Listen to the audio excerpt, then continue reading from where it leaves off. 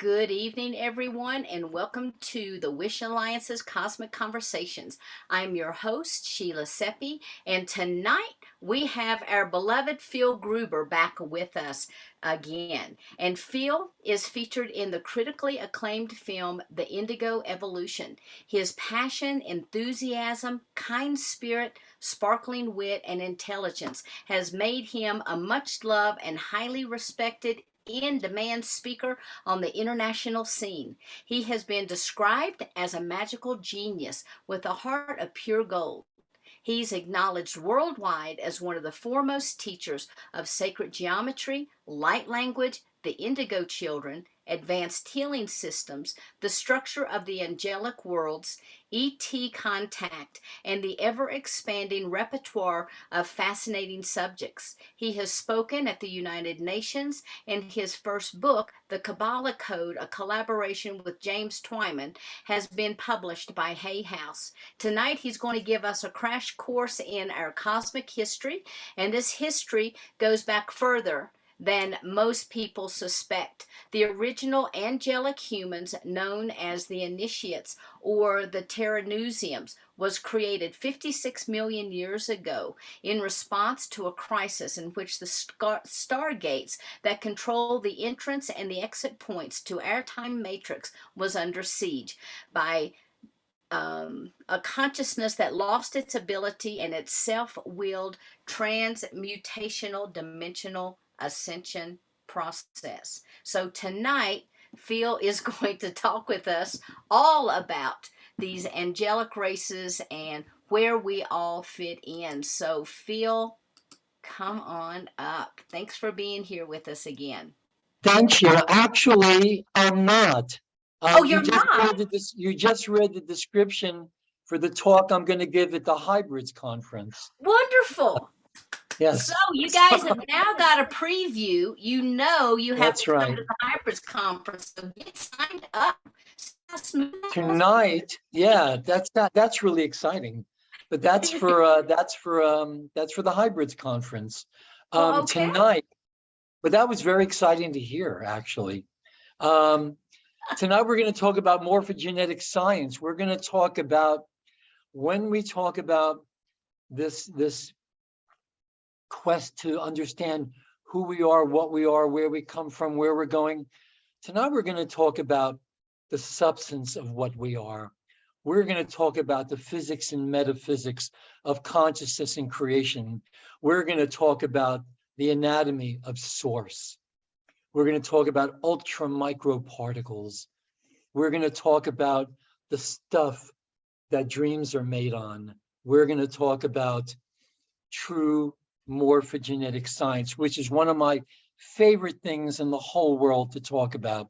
So I'll probably go on for about an hour and a half. Then we're going to stop the recording, but then hang on, because I'm going to do a very, very special process that we do in our personal, private, one-on-one or group mentorships, those programs. But it's a very, very special process, and I want to share it with you, but I can't have that recorded. So we'll just do that after the recording stops. Okay. And hopefully I can share the screen, and hopefully my PowerPoint is still there. Let's see. All right. From the beginning. There you go. Can everybody see this? Can everybody hear me? We can hear you and see you. Teletubbies. This is really good. I want to start with this because I just want to remind everybody that dreams can come true. Dreams can come true. And by the way, I just want to tell you, it's not true what they say about Lala. Okay, whatever that is. All right, here we go. I'd like you to consider this a meditation. I'd like you to consider this a true initiation or activation. This is going to stimulate a lot of memory, because the memory is there. You know, the mystery, the first mystery is truly within us. It is in our DNA. That's where the mystery is. That's where the knowledge of ourselves is. It's in our DNA. DNA, as you know, it does function. It's a chemical lens. DNA, each strand of DNA is a filter that allows, I probably should get this off. Okay, there we go. Oh, here's another good one. Spider-Man made his first appearance in what's in Amazing Fantasy number 15. It's a Marvel comic. But before he got his first issue, he made his first appearance in Amazing Fantasy, adult fantasy, by the way, the magazine that respects your intelligence, in Amazing Fantasy number 15. This is Amazing Fantasy number 11. I love this one. Do strange, sinister creatures walk among us in human form? Well, the answer to that is an unequivocal yeah. All right, here we go. The DNA, the DNA, as you know, it functions as a chemical lens. That's a filter that allows dimensionalized portions or harmonics of the wholeness of the consciousness that we are to embody. These portions of the wholeness of consciousness that we are, the wholeness of what we are, there's an old angelic word, and it's called unici. And the word unici means the source that breathes, the breathing rhythm of the cosmos. The unici is the cosmic matrix. It is also the center of the cosmic matrix. And the center of the cosmic matrix exists within the unici. The unici is the point. It could be the point of light in the mind of heart of God, in the mind and heart of God. It is the point out of which energy is projected, and the final point to which energy is drawn back. The center of the unici, of God's source soul, that is, the center of creation, is a point of stillness. This is the void, the great void. This is the absence of motion. Like in the center of the vortex, you have the asymptote. There is stillness. It can't be measured. The unici source, it can't be measured.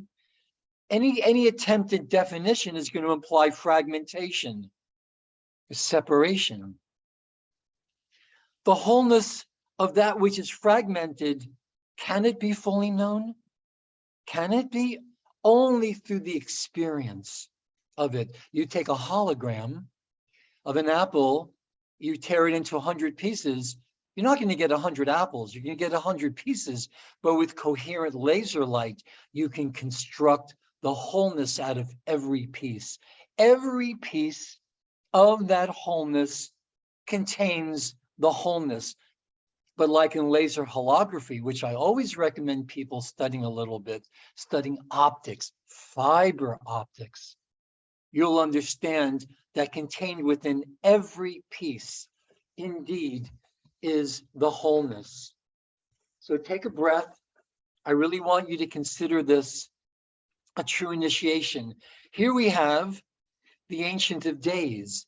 Beautiful. I got to see these originals in Paris many years ago. Very, very powerful. People couldn't even get close to this. This is William Blake. This is the Ancient of Days. 1794 represents what's called Urizen or Urizen, the first entity. It's one of God's titles in the book of Daniel, the Atik Yomin, eternity, perfection. It's a watercolor. It's a relief etching. I love this. God is the great geometer, right? I love this. That's all you need is the compass and a straight line to produce all the geometrical forms that are really the elements of creation in our world. And here you have God as the great geometer, you have the Christian God as the divine architect, the compass here as the tool of creation. I think this is 13th century from an illuminated manuscript. I think it was around 1250. The Christian God as a divine architect. I used to believe in the divine architect, except, where God decided to put the prostate gland. Why? Would God put the prostate around the bladder? I think this is either a design error or some, meant to vex us. Because us men, by the time we get to a certain age, most of us, if not all of us, have some prostate problems. Why, oh, why is the prostate located where it is? I do not know. Anyway, but this is God.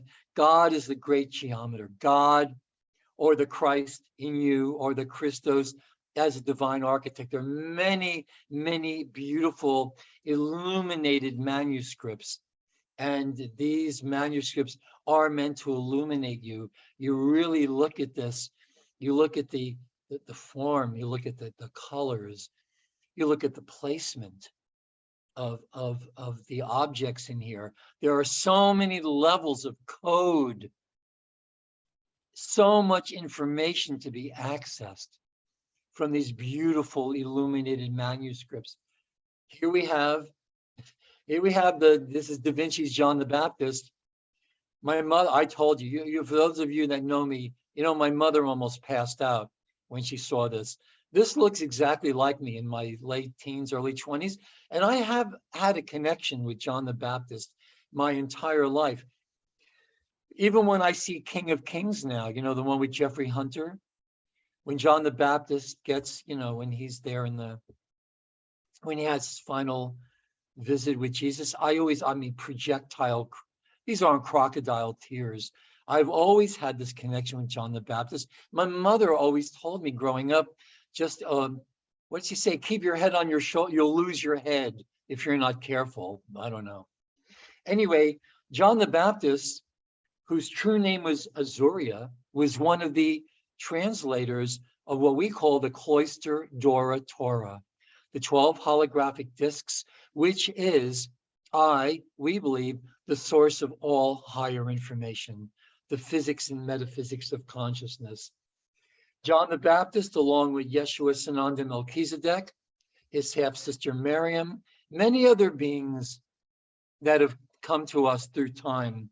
They were translators, either direct or remotely translated the information held in these Dora Torah plates. The holy Dora Torah, the eternal Dora Torah. John the Baptist, Azurian, made translations of what's called the book of the cloister races, the lineages, the angelic lineages, the extra meta ultra terrestrial lineages, the founders races, our elders races. Our history as humanity goes back at least 560 million years. And the history of our time matrix goes back at least 950 billion years. And that was maybe the most recent outbreath of the Great Mother, the Unicide, the source that breathes. John the Baptist made translations of the books of Amenti, Creation, Ascension Mechanics, the books of Process, the books that describe the Emerald Covenant of Arimathena, the book of the creation agreements, the earliest covenants made by the founders races, the Rishi, the Brenau Rishi, 950 billion years ago, that ultimately resulted in the creation of the angelic human, to be guardians, custodians of the Templar, the planetary Templar, the interplanetary Templar, the series of stargates, many of which give you direct access to what's called the metagalactic core, the 8th dimension, the original entrance and exit points of consciousness in this time matrix. John the Baptist, right? This is, I've showed this before. This also looks exactly like Da Vinci's John the Baptist. This is a very interesting photograph. It's not even the whole photograph. I'm trying to get in touch with an old friend who's got the full photograph. This was a photograph given, supposedly the story that I'm familiar with is that a woman was abducted by, I think it was Pleiadians. They returned her, but they kept her camera. And they said that at a later date, they would return her camera with images from Earth's past. This is not the whole picture. Behind these three is a line of men walking. I think there's 11 of them or 12 walking single file in what looks to be like a desert. This could either be Peter or probably Joseph of Arimathea. This is the being we affectionately call Yeshua 9. Beautiful man. And this, I don't know, this has been we've been debating about this for a very long time. Could it be John, the beloved disciple? Could it be Mary Magdalene? Could it be John the Baptist? Who knows? Very interesting photograph, right? I have seen, when we talk about the cloister door Torah plates, you know, I've tried to get into the Vatican archives forever, but I don't need to. I got to the door, knocked on the door. But I have seen libraries with my very own eyes that make the Vatican libraries look like your local public library. These are usually located under monasteries. Greg Braden, many years ago, showed some photographs of these libraries. They're underground, again, usually located under monasteries. They go on for miles and miles and miles. These are translations, transcriptions, generation after generation of monks transcribing and retranscribing information accessed either directly or remotely from these Torah plates. Understanding reality, the hologram of reality, it's a complex system of energetic constructs, all built upon dimensionalized sets of scalar grids I will talk about in a minute, fields of standing wave points, okay? Take a moment and breathe, because here we go. Hang on to yourselves. Here it begins, okay? Sacred geometry, light language, is written in the language of light. The alchemists knew these as the language of birds, alphabets of wave patterns, all built on a lexicon, a vocabulary of wave patterns. The elements of creation are these wave patterns. And you look at channelers of light language these days, they're beginning to sound very much the same, very, very similar. There's a little bit of Native American, a little bit of kind of like Oriental languages in it, because these are mainly Pleiadian and Syrian languages. They're the first that people will normally channel. The first languages that people will channel are the ones that are closest to us genetically. And the languages that are closest to us genetically are the languages of the original angelic human race: Mua, Anuhazi, Vatan, Vatanian. These are languages of waveforms. The elements of creation are wave patterns. Here we go. Where does it begin? Of course, it begins with the unici, but the unici has two components. There's the still point, the absence of substance, the void. Then there is substance. What is the substance of creation? What is the substance of the unici? What is the substance of God's source, all that is? Because the substance sets the original tonal vibration. The world is music that creates the base electromagnetic force. This base electromagnetic force is the foundation for all structure. And we need to remember that it is conscious, it is sentient, it is aware, it is alive. These are identities in energy, okay? The substance of the unici we call partici, okay? Where it is, there it is. This is a unit of, these are the smallest units of energetic substance. And we need to remember that they are alive. They are conscious. They are sentient, aware and awake and alive. The particle is a unit of antimatter. It is a unit of sound vibration, electrified sound. This is the substance of the unici, and it represents ultimately the fabric of which the cosmos is woven. The fabric of consciousness is composed of units of conscious energy. And these units of conscious energy, they are called particae. The particae, right, where's my cursor? The particae, the particum, and the particae is the substance of the cosmos. Here is how it works. I'm going to turn on my camera for a second. Here you have a particae unit. In Sanskrit, it's very, very similar. It's a unit of sound, but that unit of sound, within it is a program that it will emerge. This particae unit is omnipolar. What do we mean by omnipolar?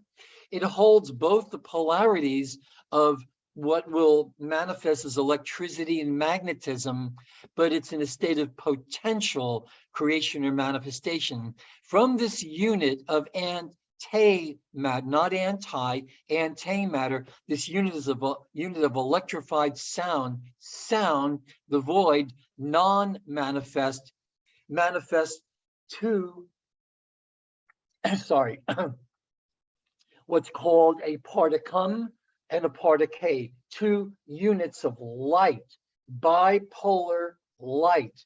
Light is bipolar. Light is both electrical and magnetic, wave and particle. This is why light presents itself as wave and particle. They're created simultaneously from a unit of sound. The unit of sound flashes on into light, an omnipolar polar unit of sound, sound vibration, electrified sound. The particae emerges through a process of fission and fusion eternally as two units of sound, bipolar sound. But guess what? It folds back into sound. Sound, light, sound, light, sound, light.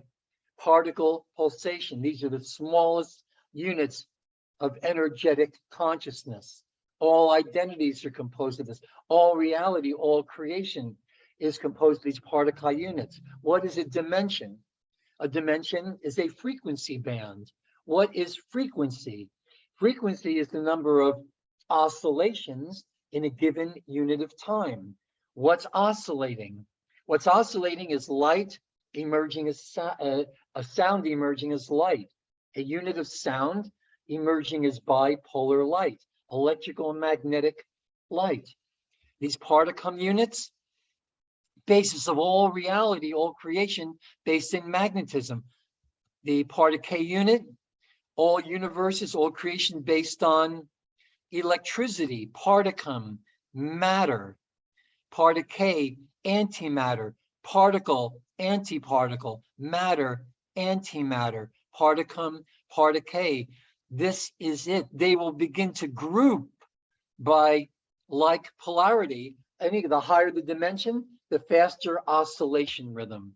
Oscillation, frequency, the number of oscillations in a given unit of time.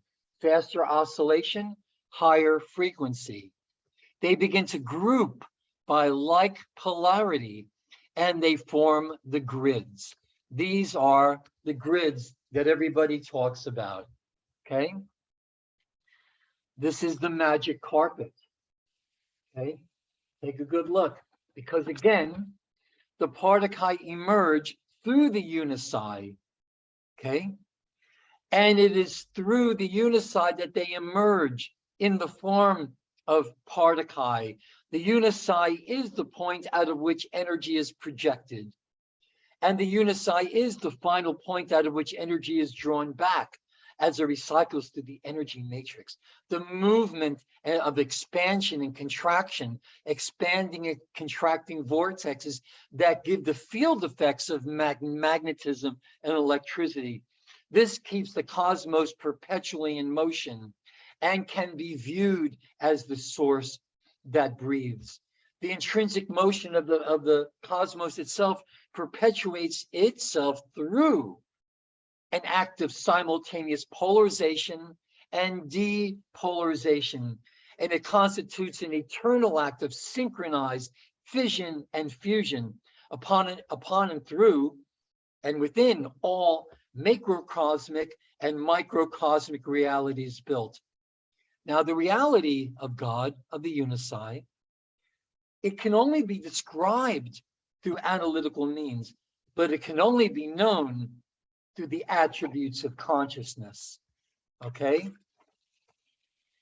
The substance of the Unici, this sets the particle sets the original tonal vibration that creates the base electromagnetic force, which is the foundation for all structure. And that structure is conscious, it's sentient, it's aware. And this substance itself is the organizational structure and operating intelligence of the cosmos, of the energy matrix. You see that these particles will ultimately group into very, very complex, geometrically arranged grids, templates of conscious energy. These are the particle grids. These are the basis. This is the underlying carpet of morphogenetic fields. What is a morphogenetic field?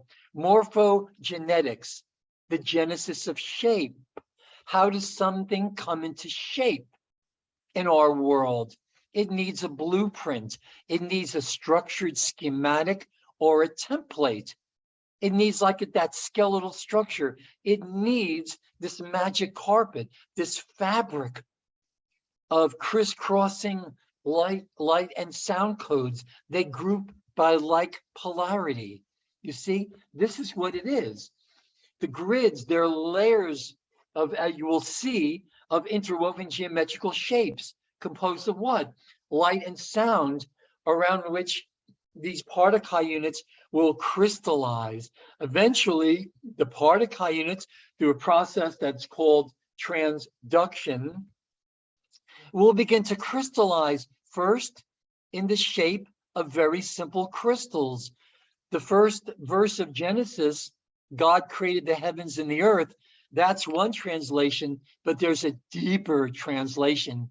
You know, all these old books and the pages, they're strings of letters without breaks to know where the words are. But there are very special formulas that you learn as an initiate, where to separate the letters into words. And a much truer, deeper translation of the first verse of Genesis is, in the beginning, God created a thorn or something thorn-shaped with 6 edges. God created a 6-edged thorn. That's actually a more truer, accurate translation of the first verse of Genesis. Sure, God created the heavens and the earth, but he did it in the shape of thorns with 6 edges. God is defining a tetrahedron, because if Genesis is a blueprint for creation, which it is, why would it not start with the simplest volumetric forms? Huh? The simplest of the Platonic solids, the building blocks of all creation is pyramidal. It's tetrahedrons. You follow Dorothy's journey in Oz, and it forms a tetrahedron. These are called chelons. And the reason that, and so the chelons will crystallize on these particle grids. Of course, it starts here. And we've all seen this symbol. There are actually 3 intersecting spheres or circles. Starts with the particle. Again, very similar in many, many ancient languages. The particle grids. Then these are called chelons, the crystallizations of the thoughts of God. Chelons, crystallizations, frozen sound and light codes. And through the processes, again, of transduction, you'll have these chelon codes. The chelons provide the energetic thrust, and they're waveguides. They will guide the waves. These are like the pebbles you drop in the ocean or in a pond, creating these wave patterns, these interfering sort of holographic wave patterns. Change the angular orientation of one of these crystals and you'll get a different manifestation. These are wave form generators. And these wave fronts created the thrust and the direction. What distinguishes one substance from another? It's the angular orientation of their atomic molecular structure, the angular angelic orientation. These create wave fronts. You throw another pebble in, you get another wave, you get a different wave front. The wave fronts are converted to electrical impulses. All thoughts, all words, chanted, sung, spoken, they're going to convert into electrical impulse.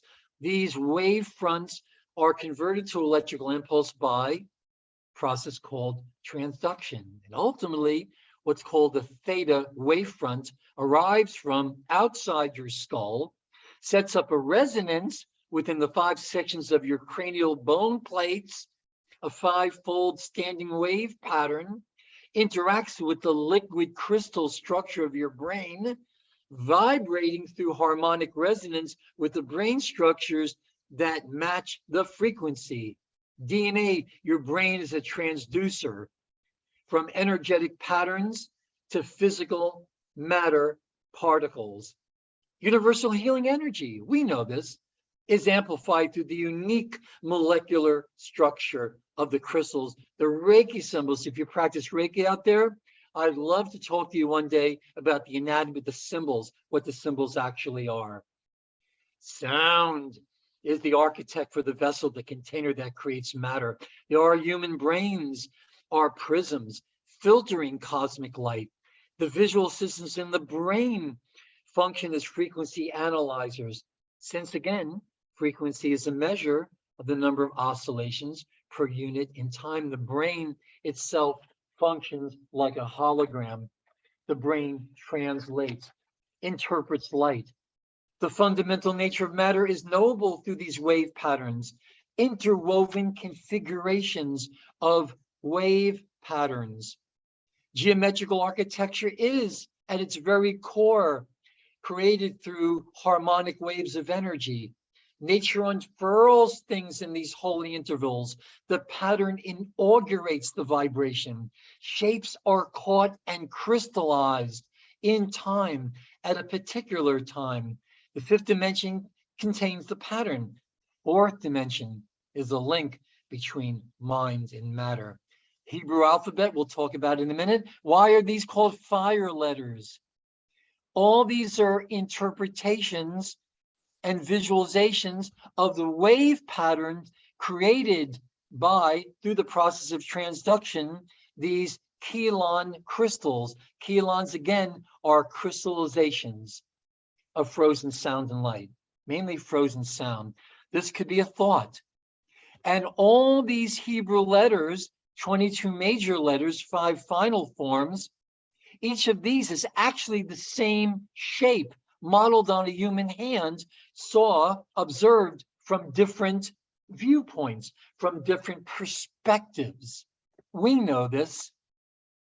The reason they're called fire letters is because all the alphabets of creation are based on tetrahedral symmetry, the spin axes of a tetrahedron. Jane is a wonderful teacher of sacred geometry. I really highly recommend Jane, Jain, Jane's talks. We'll get back to this in a minute. But again, while we talked about this, we'll go back to this in a minute. Look at this. This is from an old Rosicrucian manual.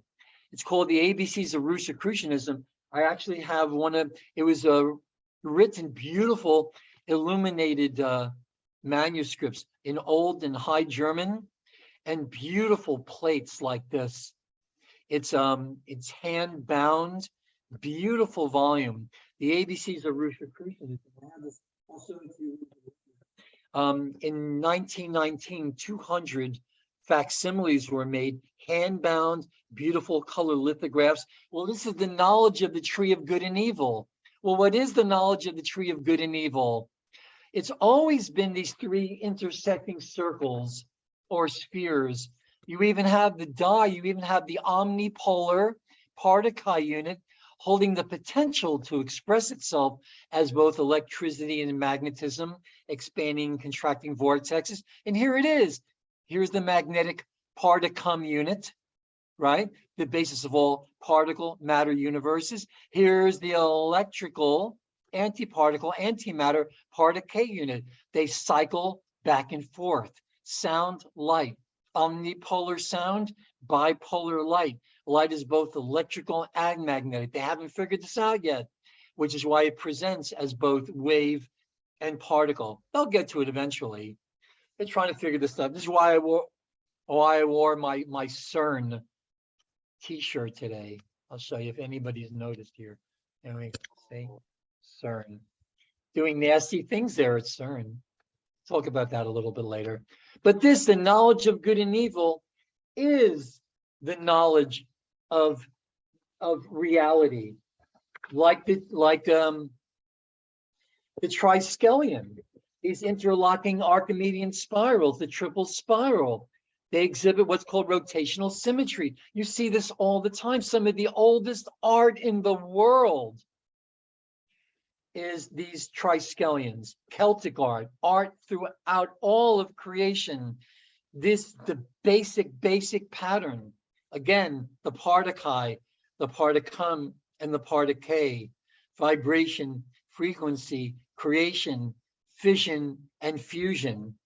This is Nicholas Roerich. This is his, I always can't remember this, the Madonna in Flama something, Madonna, the great Russian explorer, mystic, amazing artist. I was married, well, my second marriage, in front of this original painting. In New York, the Roerich Museum, the Nicholas Roerich Museum. Beautiful, beautiful. Same thing. This is his peace symbol. Same thing. You see this in art. You see this everywhere. Fire letters, the fire letters composing each dimensional band. They first manifest in electrical waveforms. They're called ionic particulates, myons, dions, trions, and they serve as the carriers of the primal force and consciousness. They are micro subatomic carriers of primal, what's called tri-force, okay? They're tangible wave force substance, thought, consciousness, energy, and composed.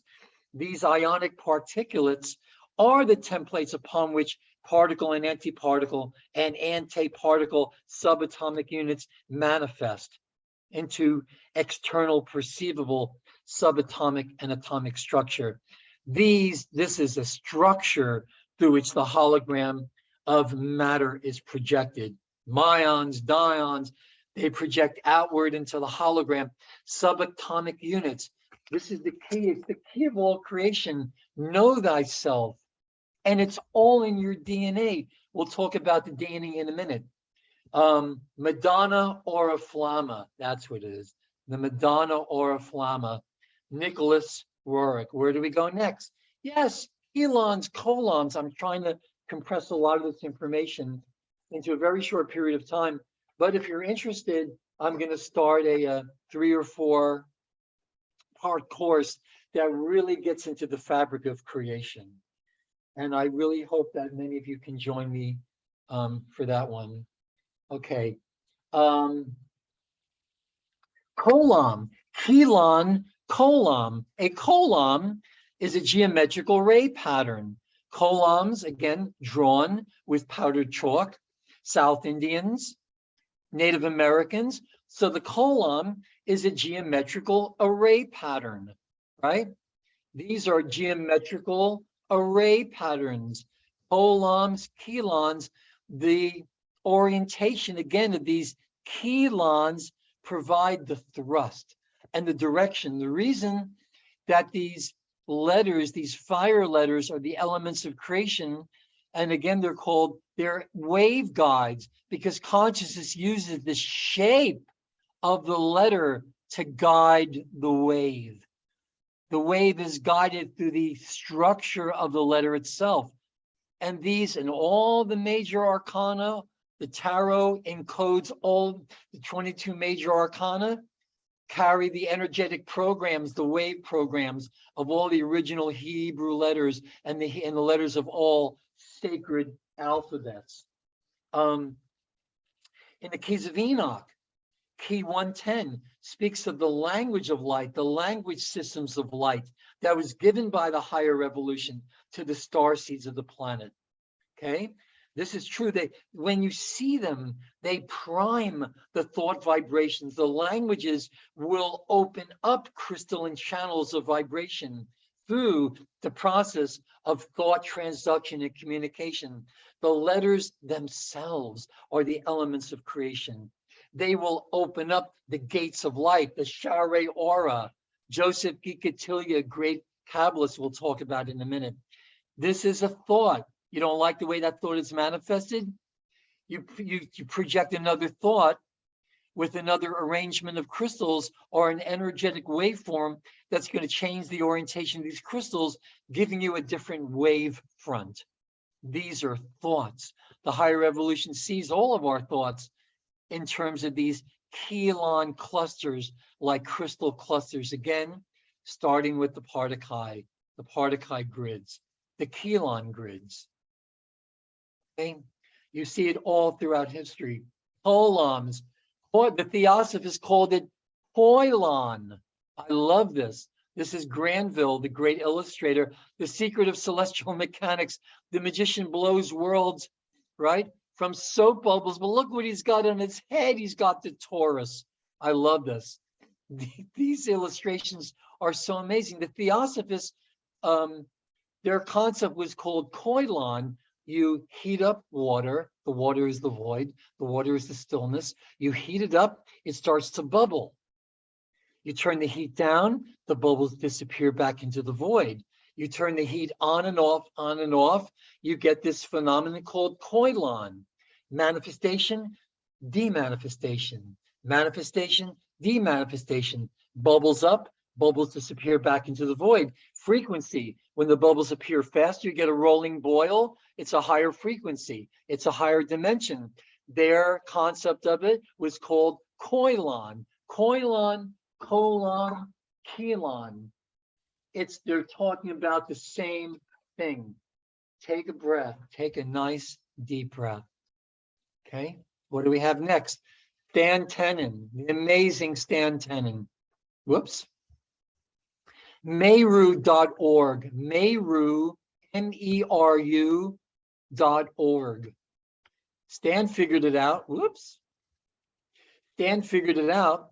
He took a tube torus, what's called the 7-color map. You have the 7 colors. There's a spiral vortex that delineates the borders of all these 7 colors. Each color is in contact with the other 6 colors. But you extract the spiral vortex out of that donut. You put it inside the meeting tent, the flame inside the meeting tent. You project light from different angles, and the shadows on the wall will give you the structure of all the major letters of the Hebrew and many other sacred alphabets. This is why you can't go wrong. The system is so perfect. If a letter was missing out of one of these sacred texts, you would know what letter it was, because the real secret of the sacred text and the Bible codes is the position of the letters on the page, not these acrostical crossword puzzle type stuff that most people understand as the Bible code. It's the placement of the letters on symmetrical axes that produce very, very powerful wave fronts, standing wave fields. The reason you feel so good at a sacred place, let's say, is the geometrical architecture. Sure, it's the stones and everything, and it's the properties that the stones have that can amplify and focus the energy and direct it here and there. But it's the geometrical placement, pretty much creating standing wave fields, that you have these series of revelations. Stan Tenen, Meru, MERU.org. And that's the same shape, by the way. This is the same shape made to fit in your hand and around your thumb, because the hand is what we use to many more us Jews and Italians, the way we gesticulate. If we couldn't gesticulate, we couldn't talk. It's a true thing. When I stopped smoking, I couldn't talk for weeks because we need our hands to talk, to project outward. So it's the same shape. It's the same shape. This spiral vortex, more accurate when you carve it out of an apple. That's why the apple is the key to the knowledge of good and evil. It's the geometry of the apple. Okay? Gates of light, Joseph Picatilia, gates of light, the gates of light. These wave fronts, the electrical impulse created by these wave fronts are mathematical programs that open up what's called the gates of light, the gates of light within us. Remember, the hologram of reality, again, is an extremely complex system, extremely complex system. And the particuli are the units of conscious energy that emanate as electrotonal impulse from the central source of the unici. Important to go over as many times as we need to understand that the particuli group by like polarization to form these strands or these fibers of energetic substance, that they operate in a way similar to earthly fiber optics. To understand the metaphysics and the actual physics of consciousness and creation, study a little optical holography or fiber optics. That's the key. In the Seth material, I had the honor of listening to Jane Roberts being in some of those rooms when Seth talked about the vibrating strings or wires. This was string theory. If they would just drop their attitudes, man, these mainstream theoretical plasma particle physicists, and read the Seth material with an open mind, they would totally understand what string theory is. Seth laid it out in the 70s and even before that about vibrating strings, vibrating wires. It's through the particuli that the unici is able to project portions of its awareness in the form of electrical pulsations through the webwork of particuli strands and into the infinite forms of creation. You see, the cosmic matrix itself is literally composed of particuli strands. And they serve as the organizational structure and the literal operational intelligence of the energy matrix of consciousness and creation. The energy matrix, the time matrix, the 15-dimensional harmonic universes contained within these structures. The particuli strands, they'll group following patterns set by the unici intelligence. Who directs them? Who directs them? Who's giving the direction? Well, it's the intelligence of God. You can ask why till the cows get home. Even after the cows get home, like little children, why? Even the letter Y, you've got the straight and narrow, but then it splits. Even the letter Y is the mystery, right? The particuli strands group following patterns set by the intelligence of God that flows through them into these complex, geometrically arranged grids or templates of energy. And again, the templates formed by the particuli, they're called the particuli grids. And they serve as the literal energetic substance and order upon which all matter, antimatter, pre-matter consciousness is built. They exist within the structure of the unici. Nothing happens outside of God, as do all aspects of consciousness, but they represent the building blocks, okay? The earth scientists, they haven't yet discovered the existence of particuli. They're trying, or the grids that they form, because they haven't really identified the primary unifying element of creation. That's it. Once you identify or even have a sense, a feeling, folks, of the primary unifying element of creation, through which all life forms are eternally and intrinsically linked. You're almost there. You're home. You didn't know it. You know, the healing of humanity will, for that to occur, we're going to need to discover or rediscover the common core of creation. Right, Suze? the original common core of creation through which we all emerged. Everything exists. The grids, they're conceptualized as this woven fabric of laser beams, interwoven gossamer threads, geometrical electrical constructions of the particuli, and it flows through all things, the magic carpets in the Arabian Nights. This is what they are, okay? Everything in existence is indelibly connected to every other thing through the underlying fabric of these morphogenetic fields. For something to come into manifestation, our thoughts create these grids. Whoops. There's an anatomy to our thoughts. And what we do in the healing we do is simply an informed application of dynamics of energy built upon a comprehension of this. Okay? Particuli, particule, particum. Okay? The particule, again, they're units, particuli units that carry configurations of tonal rhythms, which operate as an expansion pulse. The particum is a contraction pulse. Okay? The particule are pulses of energy that project electrically charged units of consciousness into the cosmic matrix, perpetually replenishing and maintaining the electrotonal consciousness life force throughout all the experiential fields of the cosmic matrix.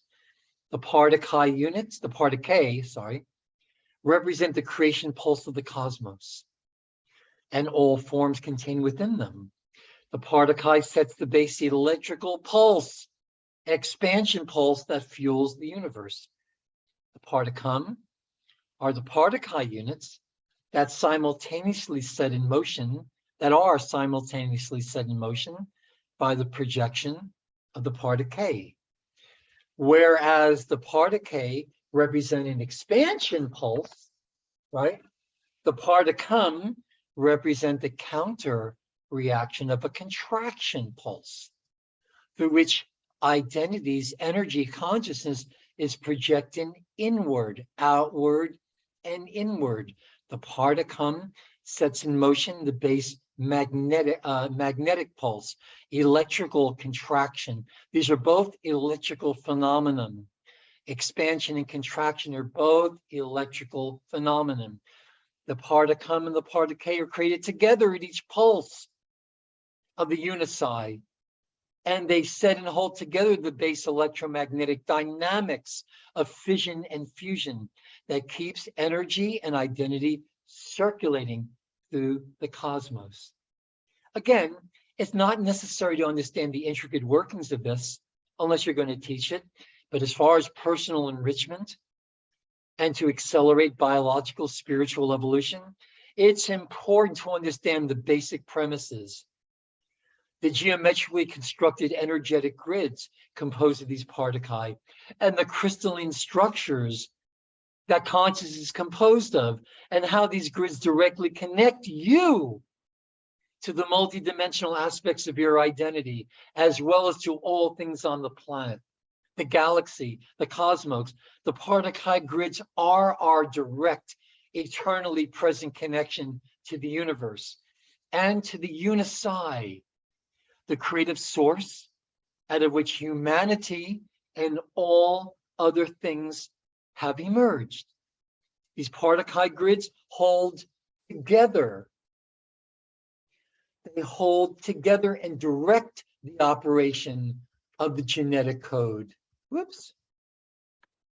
Okay. And thus will ultimately determine the manifestations we experience. Okay.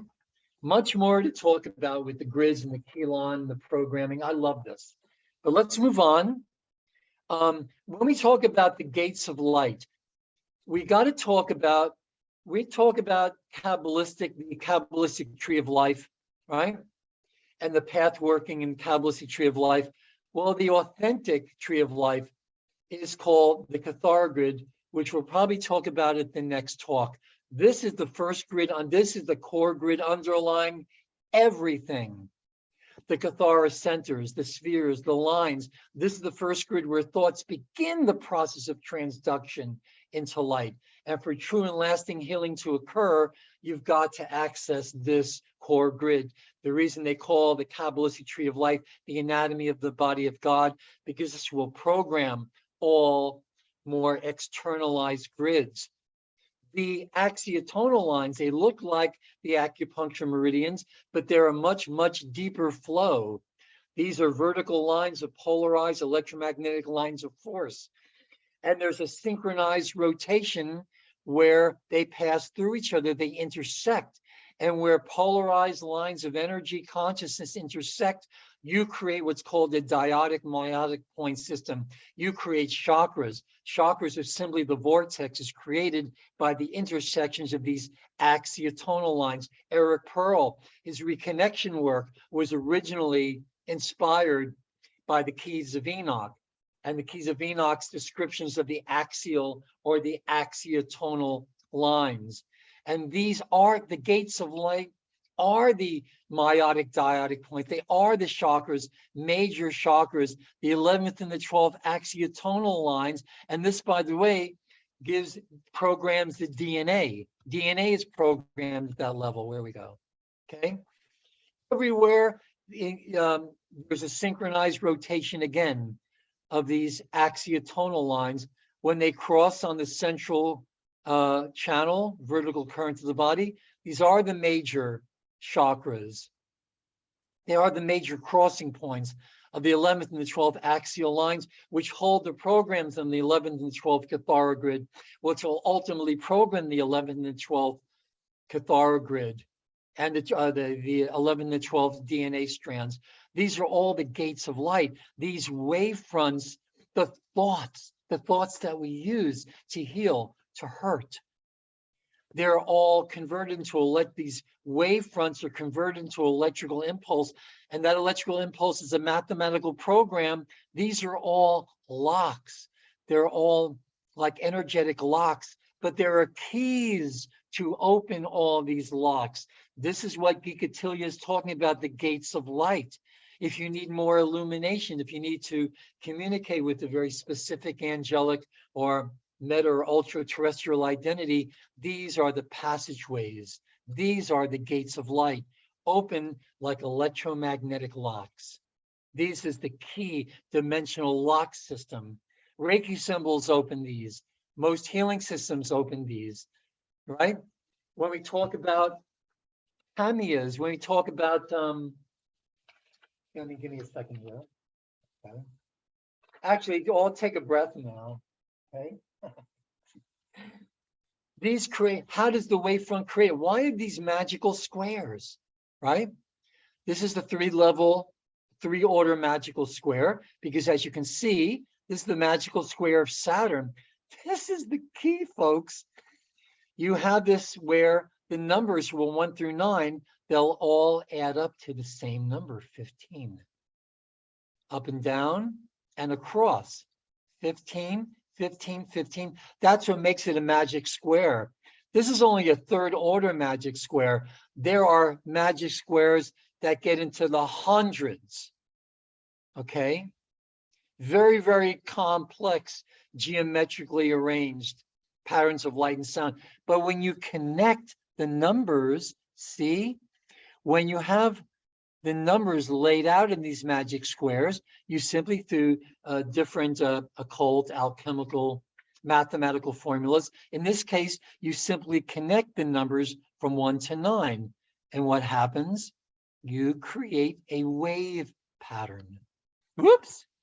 A very specific wave front.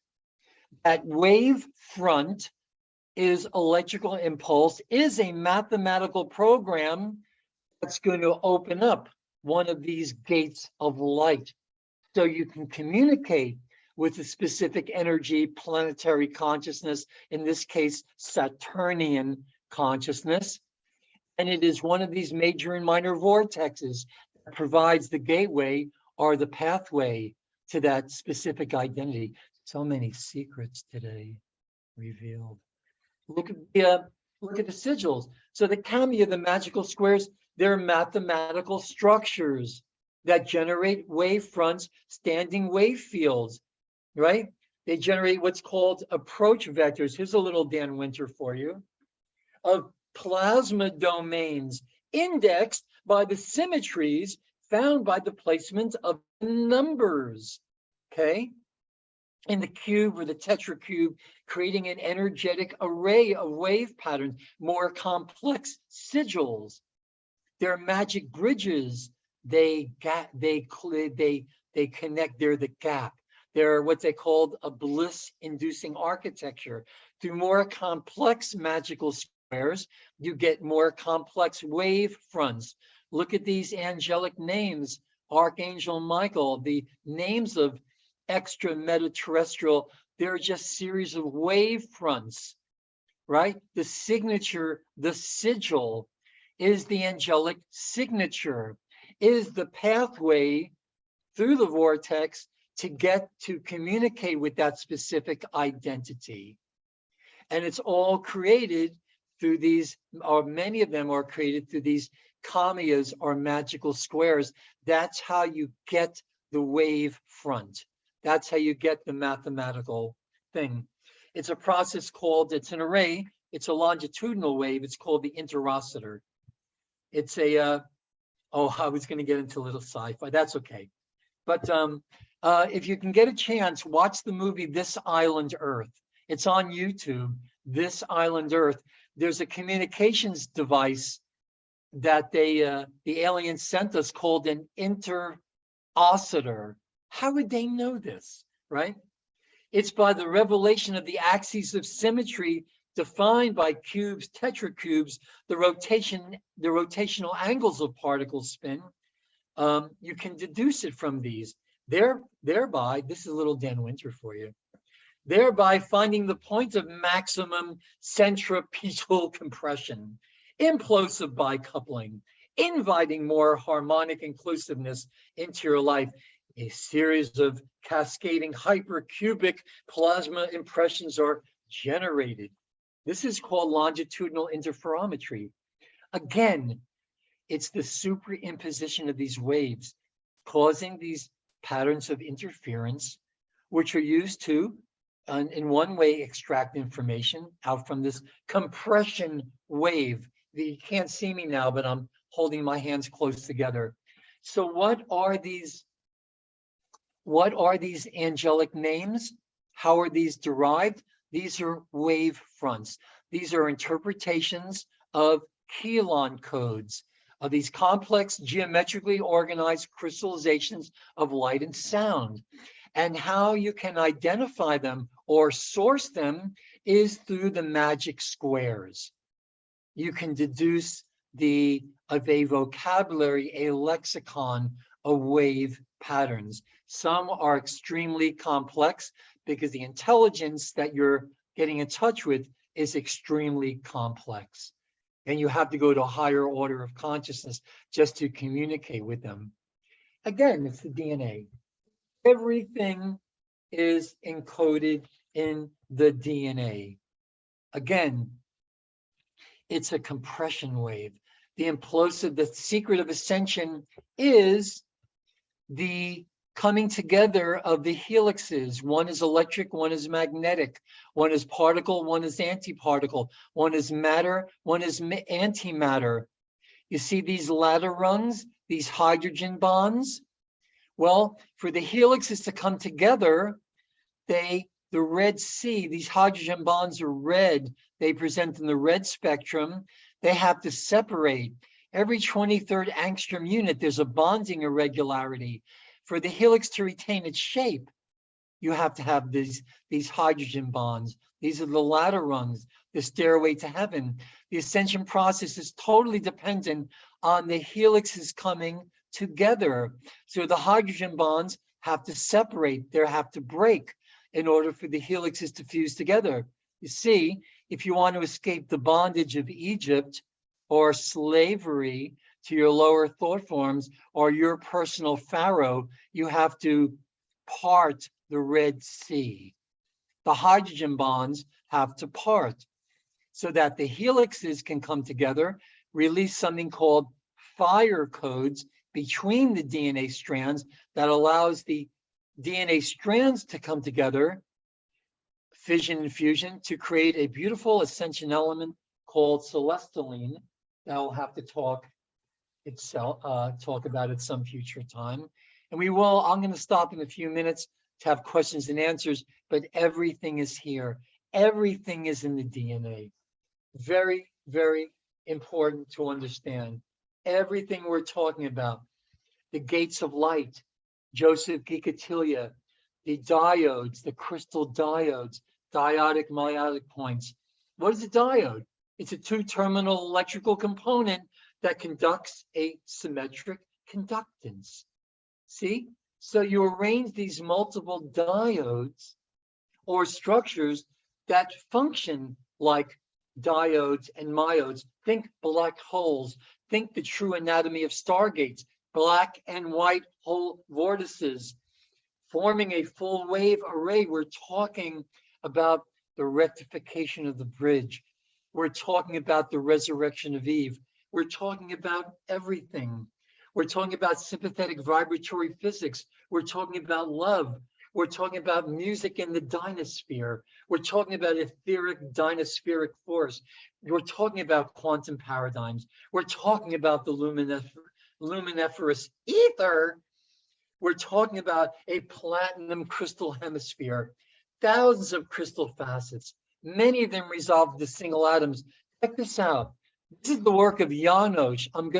If you leave me your email in the chat, I will give you a whole list of links, sacred geometry and light language links. This is the work of the great Janos, Janosh. Worked with him for many years, many years ago.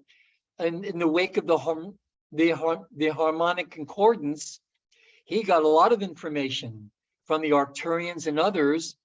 He was a graphic artist to begin with. So of course they use what you have, your innate intrinsic or your developed gifts, talents, and blessings. They gave him all this beautiful work. They gave him this just incredible. When you look at it, it looks like a combination lock. And you use these symbols, these activators, these Arcturian keys, Janos used to call them. They're like a combination lock to unlock the time codes. You can see it here. And this was one of the crop circles many years ago. Janos did it first. See, if you can project your consciousness into the future, you can access what exists in our future now.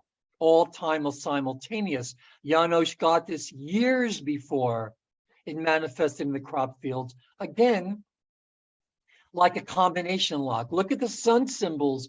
You can see it's a combination lock. You turn this one, you turn it this way. It's a series of concentric rings, wheels within wheels. You want to open up a time code? You turn this one here, you turn this one here, you turn this one here, you turn this one here. You know the great feeling you get when you open up a combination lock? There's that sense of release when you get to that last number, and everything opens up. That's what these are. The Mayan, the Aztec, the solar seals, they are combination locks to access time codes, to access timelines, to access potential probable realities. What else do we have? John Worrell Keeley. John Keeley in the late 1800s, early 1900s, this man had it. John Worrell Keeley. He had the structure. And by the way, I believe that this is the original inspiration for Mickey Mouse. I'm being very serious. Walt Disney, the deranged, demented occultist that he knew this information. He was an initiate, but Keeley had it all. John, or there are even study groups, I think, on Facebook that get into his work. Look at this. Again, this is his musical chart by which he claimed to have discovered his etheric force. This is a platinum crystal magnified, I don't know, 65,000 times. He had it. John Worrell Keeley was, and you can't even say that these people were ahead of their time. The truth is, they were of their time, not necessarily ahead of their time. They were of their time. Their time was just right. And so, again, we talk about the DNA. The DNA is the key. The fractality of the DNA. They're transducers. They're fractal antennas. Every strand of DNA is what we call it's a frequency receiver. You can only receive and translate relative to your level of DNA activation. Not only that, the coherence in your DNA. This is where your karma will crystallize also. In your DNA is these black cubic crystals that are going to interfere with the translation of the light and the transduction of the light, and they will keep the helix, they will keep the polarized. When you have these karmic miasmic crystallizations here, they don't allow the helixes to fuse together. They will keep them polarized, and they will distort the shape of the helix. So instead of having electromagnetic, magnetic, electric coming together, they will distort the helix so that you have electric, electric, magnetic, magnetic. They will repel each other. The helixes will repel. Remember that when antimatter and matter, particle and antiparticle, come together under optimal conditions, it's ascension. Yet it's annihilation of one type of body, but it's the recreation of another body. Okay? This is the key. Everybody take a breath. This is it. This is the key. We're going to talk about this in a minute. Okay. Yeah, we can talk about that. Okay. Yes. Okay. So again, I'm rushing through this a little bit. Healy talked about the divisions and subdivisions of matter. And again, this is beautiful. Remember, this is sourced out of love. These people, aside from being brilliant, they understood the attitudes and etiquette of spiritual mastery. Ultimately, this is all to remind us that love is all there is. Love is the emotional bodies, or just very well, maybe the emotional bodies interpretation of a state of vibrational co-resonance. So when you're on the same wavelength, when you feel resonant, you will feel love. That's sympathetic vibratory physics. And the attitudes and etiquette of spiritual mastery, when you feel, by understanding this Keely's work, the way matter divides and subdivides, to really get into the ultra micro particles, to realize that there is a common core of creation that we all share. That helps bring us into the oneness, because without that understanding, all this science and super science and hyper science, it's hollow. It doesn't have any substance, and we understand that also. So in a few minutes, I'll take some questions, and then what we're going to do is we're going to do a very, very special process that I've been wanting to do. Again, I think people have asked for this for quite a while. It's the Holy Grail process that I've been promising for quite a while we're going to do. But let's see what else I have for you here. This is Pedro Amaringo. His book, Ayahuasca Visions, is amazing. He was able to really document many of his ayahuasca trips. I mean, look what you can see. Why? Because the active alkaloids, the wavefronts created by the active alkaloids, will transmit. The chemistry is really a transduction of the electrical wave patterns and the wavefronts, geometrically organized Cathar grids. And you can reverse engineer them too. There are codes in here that actually you can back engineer and you can replicate a lot of these experiences just by looking at this. But the active alkaloids, the geometry, the standing wave fields created, the wavefronts created by the geometry of the active alkaloids, the chemistry will connect you to these experiences. They will instruct the solar plexus to instruct the glands to create some very, very special secretions, neurohormones, neurochemicals that will dock into receptor sites in the brain, and you will be privy to what is there in the higher dimensional fields. And this is one of the hallmarks of higher strand DNA activation, perception of the higher dimensional fields. These are ayahuasca visions. Pedro Amaringo is amazing. Look at what you see. But you also got to be prepared for what you may see. Perceiving it is not just a objective process. Well, you want to have an engaged attachment, but remember, in the process of perception, you are participating in it. And so knowing the landscape, knowing the territory is a very, very good idea. It doesn't compromise the surprise. Look at all the stuff that's there. Worlds within worlds, realities within realities, each one as pure as ours. Each one is real as ours, or the illusion of reality. This is the great Alma drawings, ALMA. If you do a search on the Alma drawings, ALMA, a lot of people already know this. This was an elderly woman who lived outside of Toronto who had an experience with Jesus and a panther, a black panther. One of the secret names of Jesus is Yeshua ben Pantera, son of the panther. The panther was a name given to a Roman archer. He was Phoenician, that ultimately became the Emperor Augustus, or adopted by the Emperor Augustus, who became the Emperor of Rome after Augustus. That was known as the Panther. And are rumors that Jesus is the child of either a rape or a consensual liaison between Mary and this Roman archer, who eventually became the Emperor of Rome. I can't remember, his name escapes me right now, the adopted son of Augustus, which is why a lot of people theorize that they put the purple robe and the crown of thorns on Jesus during the Via Dolorosa, the walk of pain and shame and sorrow, because they knew that he was a Caesar by birth. Because the purple robes only to be worn by Caesars, and the crown of thorns.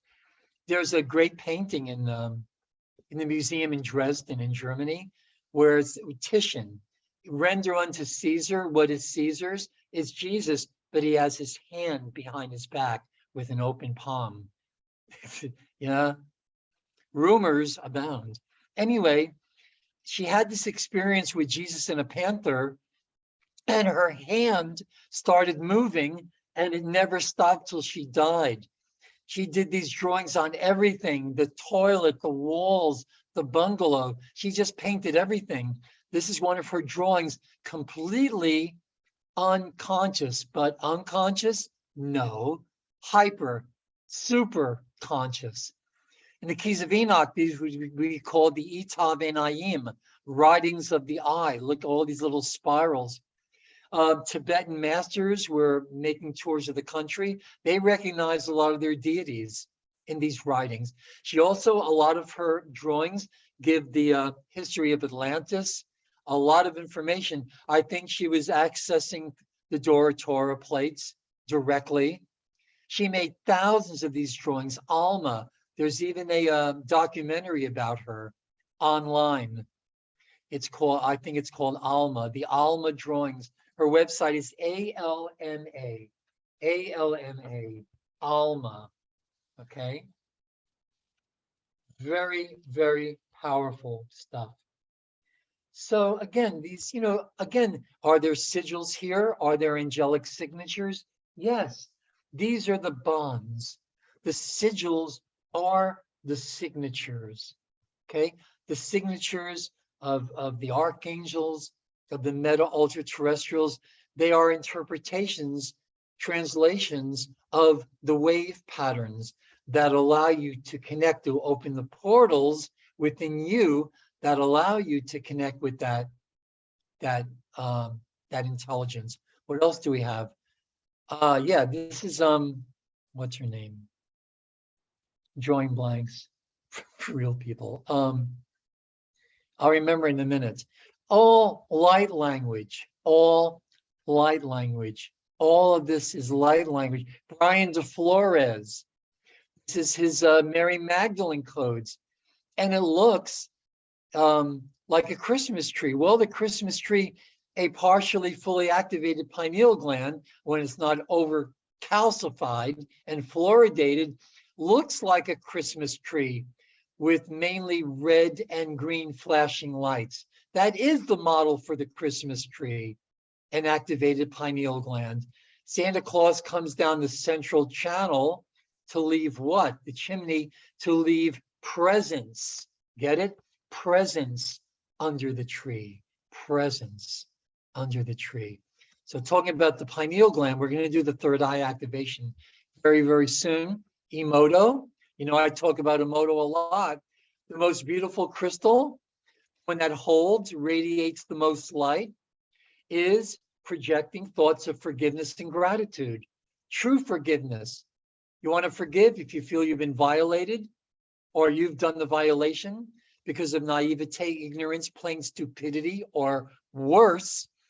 Forgive yourself, forgive others, make an apology. The word apology comes from apollo, which means not many. Apollo means not many. So when you apologize, you are reaffirming the oneness.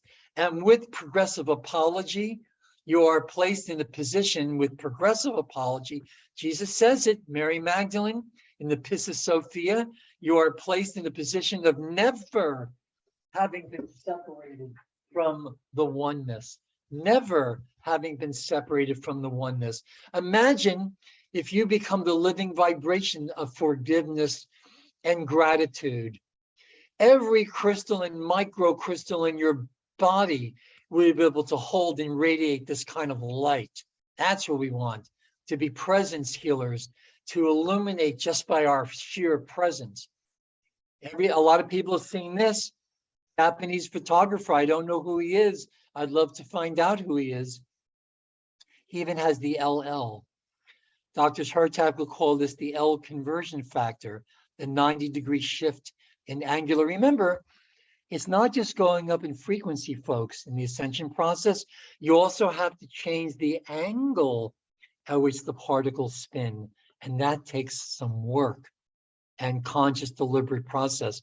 This is a snowflake. But look, I know the resolution isn't that great. Every time I see this, I get chills. I think in the center of every snowflake is the presence of God, the Shekinah, the Shekinah, the future angel of liberation, right? There is this diva, this elemental.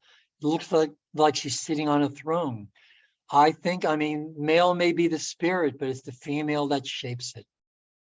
I think in the center of every crystal is this divine feminine presence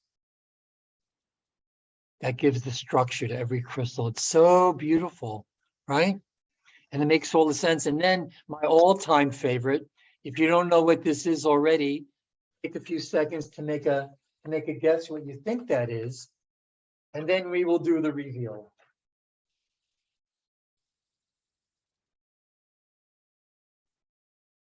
We're getting in the home stretch, and we'll have time for questions. A couple of questions before I do the last one. I know a lot of this has come fast and furious. I'm gonna, aside from the personal mentorships and groups that I do, I want to do a special program, getting really, really more into the structure of reality. Because what it does, what I hope it does, it really connects us to the oneness. like the art, like the channeling, like the light language, like Susie's music, like all your voices, your faces. For some of us, it's a sunrise, a sunset. For some of us, it's a child's face, your face. You know, moments of transcendent poignancy. Steiner said, in moments of grace, we remember. You can position yourself, can be grace. This is a snowflake also under electron microscope photography. Look at that. It looks like an altar. It looks like a stone column, right? Well, this showed us, I gave this to Emoto back in 2006. Too bad he really didn't follow up. It shows you that not only our thoughts can influence the growth and shape of crystals, but there's a geometrical architecture. There is a language of light and sound to our thoughts. When you think in divine pictures, you can recreate this geometrical architecture in its perfect harmonic division, in its perfect harmonic ratios. So you don't have to go to these places on the planet. You can create them within your own consciousness. You become the living temple. The temple in man. And it has been said that when the temple in man woman is recreated, then the temple will be rebuilt. And the Shekinah, the presence of God that has been in exile, the lost bride, the lost princess, will now return in her radiance. And instead of being the thing that bonds us to this world in biological phase lock, you know, that we're born into bondage, instead of being the one who binds us, she becomes the angel of liberation and liberates matter from its bondage in the lower worlds. We use these images, we use the study of sacred geometry. The real power is to remind us of the oneness, that we do share these beautiful harmonic ratios with all of the natural world, and that we connect with the oneness, right? Look at the mandalas. Many, many years ago in the 90s, the Tibetans, many lamas who were traveling the country, they went to the State University of New York, I think it's Stony Brook, to the Department of Computer Imaging. And for the first time, they computer image mandalas. They're not flat two-dimensional images. This is what they are when they're computer imaged into 3 and higher dimensions. They are palaces. They are temples of divine spiritual science. When you meditate on these mandalas, you go inside, man.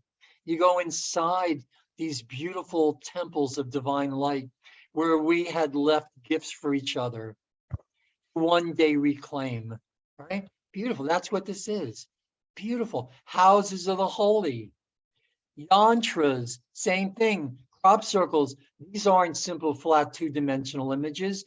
These are multi-dimensional and they're dynamic and they move. Look at, I'll tell you, if you're going to go to to Granada in Spain, you better be ready to be in this field. Islamic Muslim architecture, extremely powerful, complex wave fronts. I've seen people actually running out of the Alhambra, screaming, holding their heads like their head's about to explode. These are extremely powerful. Do not go into these places. Do not go into work, studies, until certain things, until you're ready. Because if you're not ready, it can be very, very damaging. These are very, very powerful wave fronts. As you can see, look at the complexity of these wave fronts, right? I mean, look at even Salvador Dali. If you know how to read into light language, if you know how to read in the frequency underneath art, you'll really, really get it. Indra's net, my CD, the net of Indra's net. This is it, Niyavatamsaka Sutra, the image of Indra's net. It's used to describe the interconnectedness of the universe. Francis Crick described Indra's net. And my CD is called The Song of Indra. Get in touch with me and I'll send it to you. I've sold enough of them. It's all free now. Far away in the heavenly abode of the great god Indra, there is a wonderful net which has been hung by some cunning artificer in such a manner that it stretches out infinitely in all directions. And in accordance with the extravagant tastes of deities, the artificer has hung a single glittering jewel in each eye of the net, in each node, the crossing points of the net. And since the net itself is infinite in dimension, the jewels, of course, are infinite in number. So there hang the jewels, glittering like stars of the first magnitude, a wonderful sight to behold. And if we now arbitrarily select one of these jewels for inspection, just one of these jewels for inspection, just one of them for inspection, we will discover that in its polished surface, there are reflected all the other jewels in the net, infinite in number. Not only that, but each of the jewels reflected in this one jewel is also reflecting all the other jewels. So there's an infinite reflecting process occurring. This is Indra's song. This is the net of Indra. This is the key. This is the key to everything. The E8LIE group. This is the logo for my band. There's my little thing on it. Nice. Meditate on this for a second. This is really, really amazing. Just take a few breaths, and I recommend to soften your focus. This is optical pineal induction. This is my band's logo. My band is called Dimension 248. This is the E8LIE group. You soften your focus and slightly cross your eyes. Take a few breaths. It's a very, very old, ancient, very powerful process called optical pineal induction. This E8LIE lattice, some people consider this the most beautiful mathematical structure in the world. It's a two-dimensional representation of a third-dimensional representation of a fourth-dimensional projection of an eighth-dimensional object. This contains 8 spatial dimensions with 248 symmetrical points.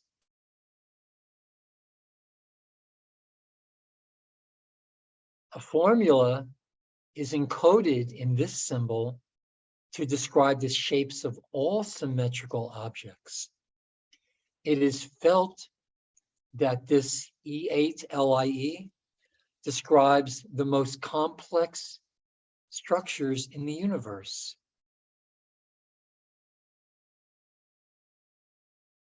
It took 4 years, 18 mathematicians to plot this using a supercomputer, when all I had to do was look at the gates of light, look at Joseph Gikatilia's work, look at the early Kabbalistic works. It's there. It's there just like this, 248 points. Take a few more seconds, and then we're gonna end, and then we're going to take some questions, and then we're going to do the special Holy Grail process that I've been promising for the longest time.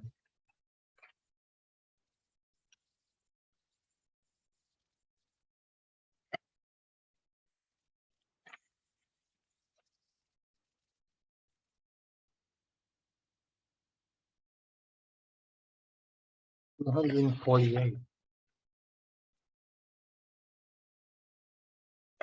248 symmetrical points.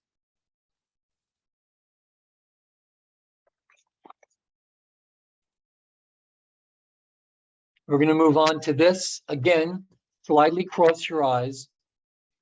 This is the 12 Gates of Revelation. Me and Preston Hunt, we've been working on this for a very, very long time.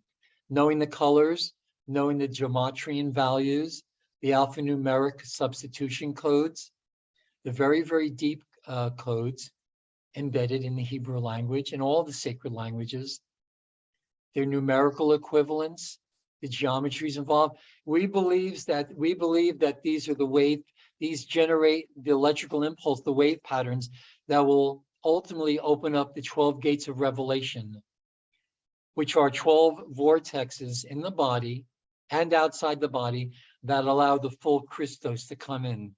It's a work in progress. We are works in progress. It's not going to happen overnight.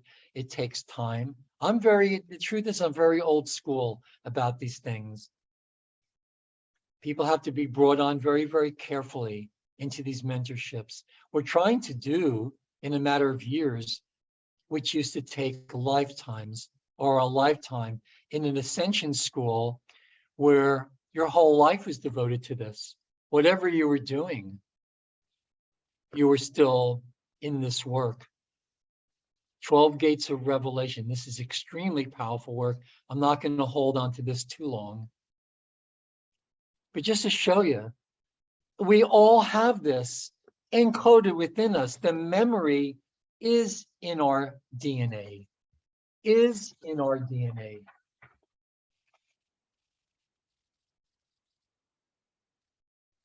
Take a few more minutes, a few more seconds, really.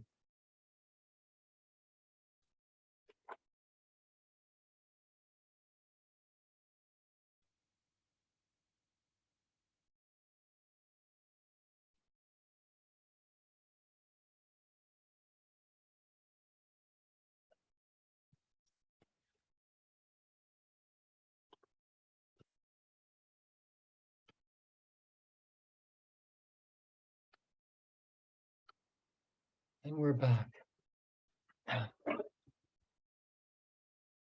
Take a few breaths.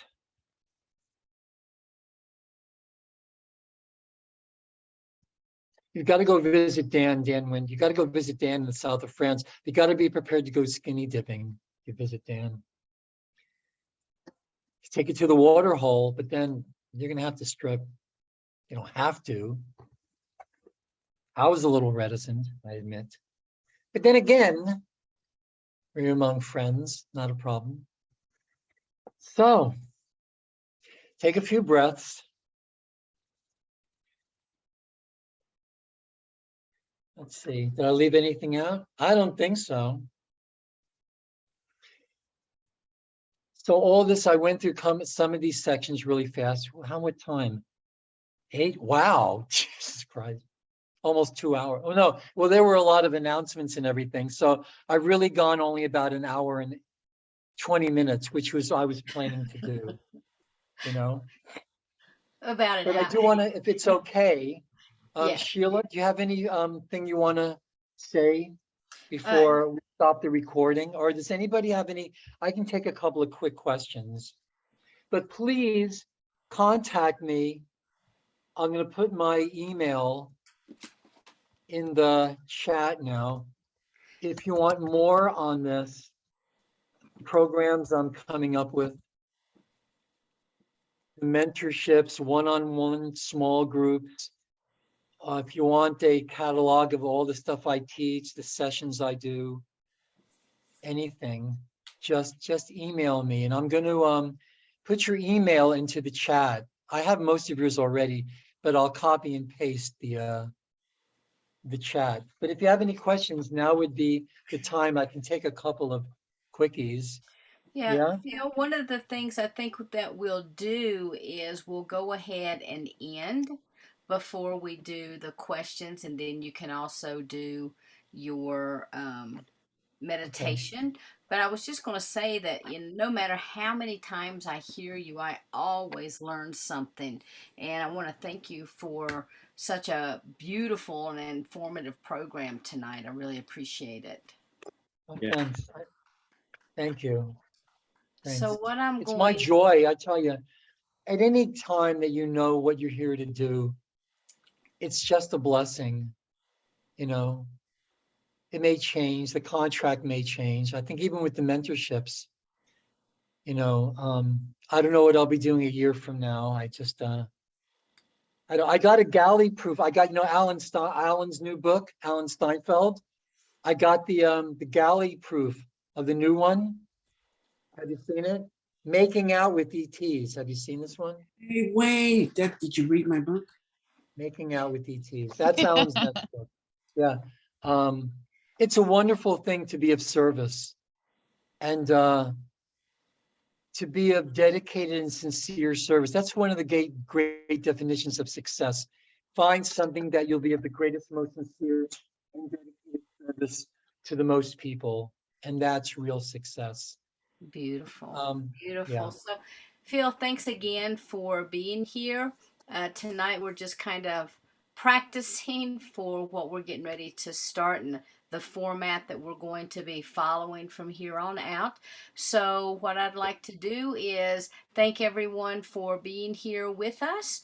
And until we are together again next week, namaste. So, Now, wait a have minute. Don't end the call, Sheila. No, I'm going to Yeah, stop just recording. end the recording, yeah? Yeah. Okay, great. Okay. Yeah.